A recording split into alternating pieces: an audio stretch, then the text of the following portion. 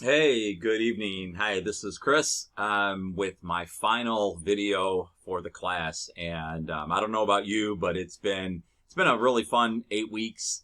I've enjoyed Professor Hudson. I've had her in the past, so she always puts on a great class, and I'm looking forward to more classes with her. But you know what I did love about this class too is the book. I think the book by Scott is a really good book that I'm going to keep as I, get into the industry and use it for reference. And, he's such a great author and just so many great tips in there. But this one in particular that we're talking about, I'm just looking at the questions here of, discuss some of ways that organizations can use YouTube to reach its buyer persona. So, as I read the book and I, on page 100 about he puts building a business one YouTube video at a time, and it's so true.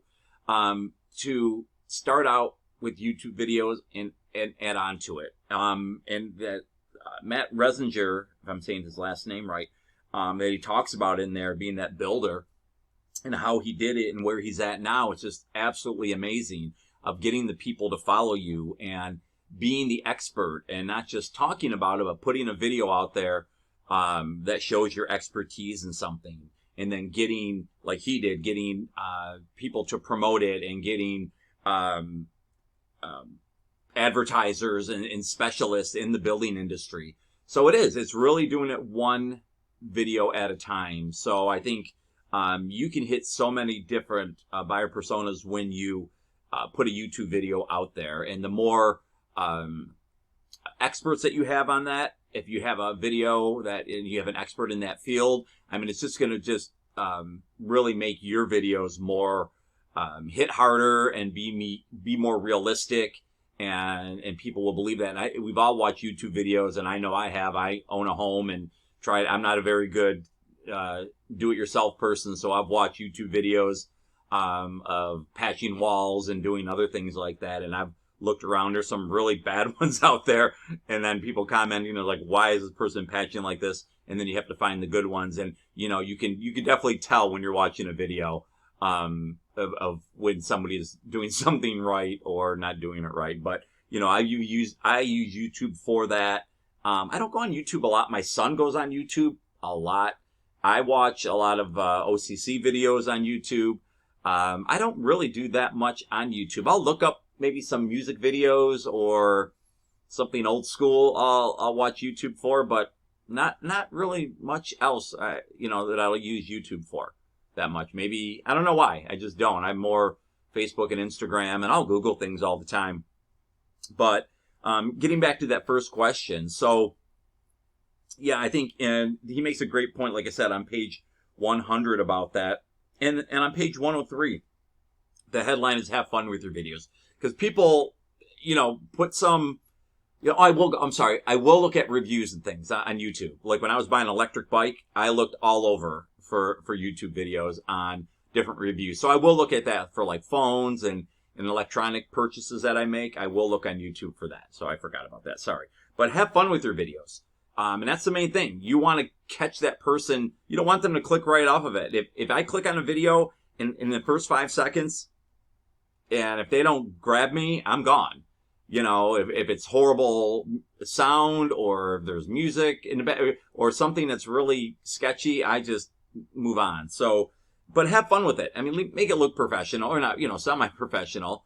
But have fun with your videos. And I like how, he had that headline in there about companies using fun and to catch that person's eye because, people, we have a short attention span. And if you don't, catch that within the first couple seconds, you're not going to get a view on that at all. What I like too is, like I was talking about on page 306, a video to showcase your expertise. And it's so important, instead of just telling somebody how good you are at something, you're showing them how good you are at something. And that's a huge difference if you're watching, what they're building or what they're making. So I think he makes some really great points with that. And they talk about Facebook Live, and I love Facebook Live. I actually did a video on Facebook Live. I witnessed an arrest over at 14 Mile in Shaner and it ended up being guys that killed a Wayne County deputy, and I didn't know at the time. I just saw the police do a T-bone on him, pit him into the corner over, and I started on Facebook Live, and I had the news. I had channels 2 and 4 reaching out to me, asking if they could show the video, and so Facebook Live is pretty cool.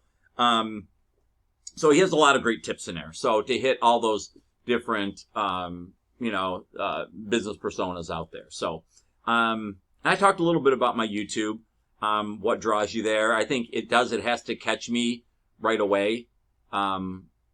Either with a graphic or a voice or something has to get me in there. How often do I use it? Like I said, if I'm making a big purchase, like I spent $1,000 on my bike, so I wanted to, which isn't a lot with electric bikes. I mean, it's a decent bike, but I want to see all the reviews and everything. And same, like I said, with electronic purchases, and I'll watch some old school videos on there and things like that. But, and again, I said for OCC, I'll watch our videos for the marketing department that we put out there. Find an organization or a company, not a media outlet, that uses YouTube effectively. My wife, uses YouTube for Meller Marketing. So she does a really, really good job of her social media presence and with YouTube. She uses a lot of different platforms, but for Meller Marketing, she uses great techniques. She has fun in her videos. She wears this pink boa and cowboy hat, and so she really, and I think she may have read this book by Scott at one time when she was taking her marketing classes, but I think she does a really good job, and I'm not just saying it because she's my wife.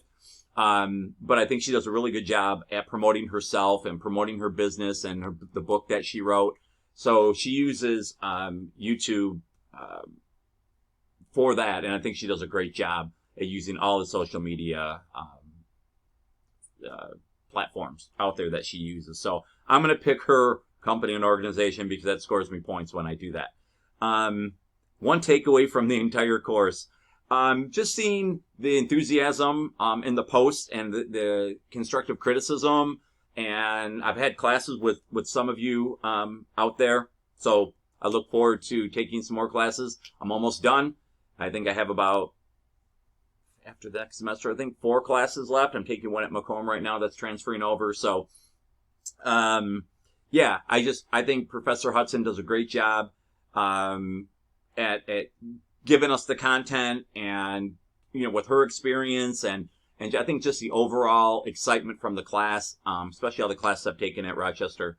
So, that's really my takeaway. It's a industry that I love. I love marketing and media, and I'm sure most of you that are taking these classes feel the same way, and I've seen it in your posts. So, that's really it. So I had a great semester, a lot of ups and downs this semester personally, but ending on a good note. And all I can say is have a great holiday, Happy New Year, and I hope to see some of you in another class down the line. So take care. See ya.